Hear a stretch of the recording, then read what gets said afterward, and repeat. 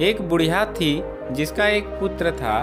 दोनों ही निर्धन थे और बहुत ही कठिनाइयों में जीवन व्यतीत कर रहे थे। एक दिन बुढ़िया के पुत्र ने अपनी माता से कहा कि यहाँ पर तो मेरे लिए कोई काम नहीं है, आप मुझे अनुमति दीजिए ताकि मैं किसी दूसरे नगर जाऊँ। हो सकता है कि वहाँ पर मुझे कोई काम मिल जाए और मैं पैसा कमाकर वापस आऊँ। बूढ़ी माँ ने अपने बेटे को एक सिक्का दिया और थोड़ी सी रोटी भी यात्रा मार्ग के लिए दे दी। इसके बाद उसने अपने पुत्र को विदा किया। बुढ़िया का बेटा चलते चलते एक बाजार पहुंचा। वहां पर उसने एक बूढ़े भिखारी को देखा। वह चिल्ला चिल्ला कर कह रहा था कि कोई जो मेरे जीवन के अनुभव को एक सिक्के में खरीदे। कोई भी उस बूढ़े भिखारी की बात नहीं सुन रहा था।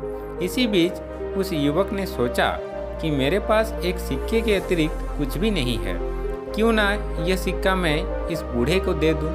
उसने यह सोचते हुए कि आजीविका का प्रबंध करने वाला तो ईश्वर है, वो सिक्का बूढ़े को दे दिया। सिक्का देते समय युवक ने उस बूढ़े से कहा कि अब तुम मुझको अपने जीवन का अनुभव बताओ। बूढ़े ने कहा कि कोई भी अपनी वर्तमान स्थिति से संतुष्ट नहीं है। वह सोचता है कि इस स्थान से किसी दूसरे स्थान पर जाऊं ताकि मेरी स्थिति बेहतर हो जाए। बूढ़े ने कहा कि मेरे हिसाब से तो वह स्थान उचित है जहां पर मन को शांति मिले। प्रसन्नता महत्वपूर्ण है, ना कि स्थान।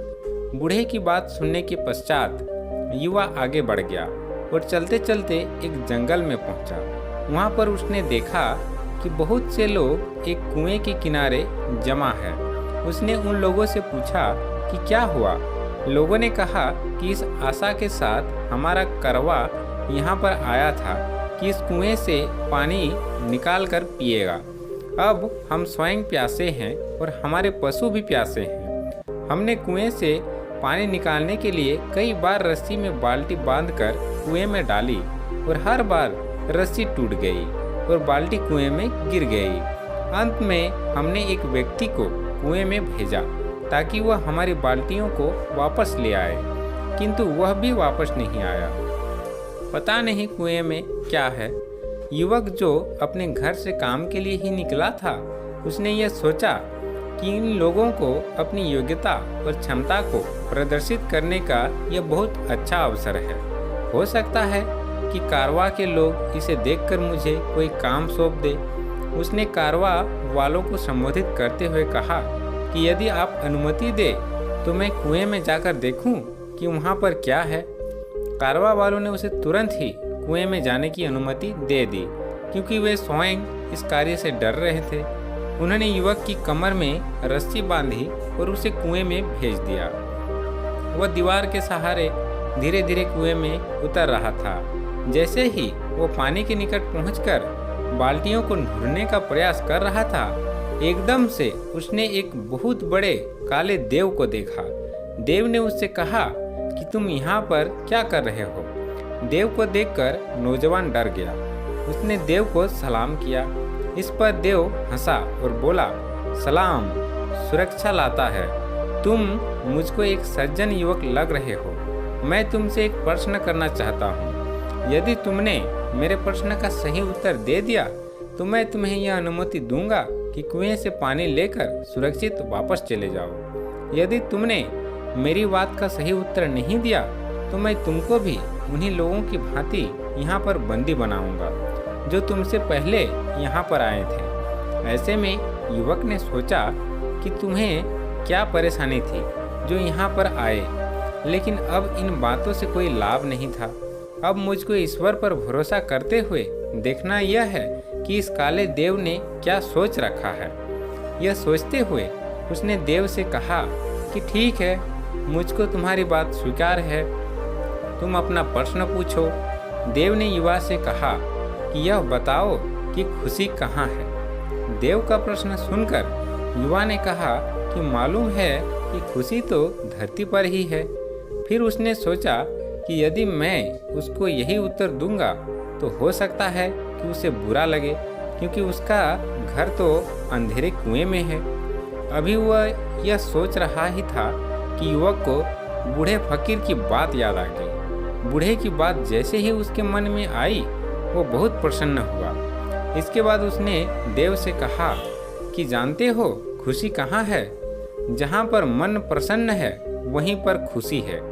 उसकी बात सुनकर देव बहुत प्रसन्न हुआ।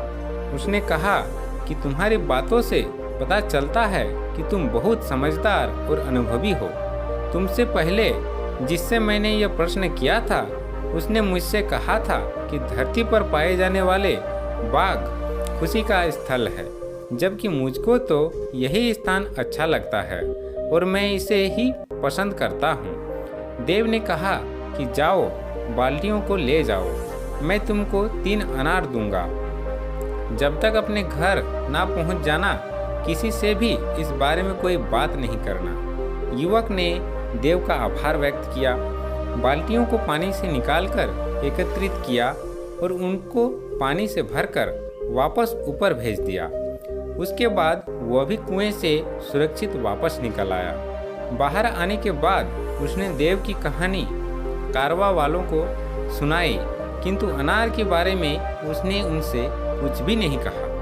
कारवा वालों से उसका आभार व्यक्त किया। फिर युवक कारवा के साथ अपने नगर वापस आ गया। जब वो अपने नगर पहुंचा तो कारवा वालों ने उसे एक गाय और भेड़ उपहार में स्वरूप में दिया। उन्होंने कहा कि हम कुछ समय तक तुम्हारे नगर में रहेंगे। जब हम यहाँ से वापस जाएंगे तो तुम भी हमारे साथ आ सकते हो और हमारे लिए काम कर सकते हो। इसके बाद युवक ने कारवा वालों से विदा ली और अपने घर की ओर चल पड़ा। अपने पुत्र को देखकर उसकी माता बहुत प्रसन्न हुई। उसने कहा कि बहुत अच्छा हुआ कि तुम आ गए। मुझको तो आशा नहीं थी कि तुम इतनी जल्दी वापस आ जाओगे। युवक ने कहा कि ईश्वर ने मेरी सहायता की। अब तक मुझे एक गाय और एक भेड़ उपहार में मिल चुकी है। कुछ दिनों के बाद अब मैं कारवा वालों के साथ उनके नगर जा सकता हूँ और उनके लिए काम कर सकता हूँ। रात को माँ और बेटे ने खाना खाया। माँ थकी हुई थी, अतः जल्दी सो गई। युवक ने अपनी जेब से एक अनार निकाला और उसका एक टुकड़ा काटा। अनार के दाने बहुत चमक रहे थे, जो जगमगाते रत्न की भांति थे। युवक को पता चला कि अनार के दाने बहुमूल्य रत्न है। यह जानकर वो बहुत खुश हुआ। वह कारवां के साथ यात्रा पर नहीं गया। उसने कुछ रत्न लिए और उन्हें जाकर बाजार में बेच दिया।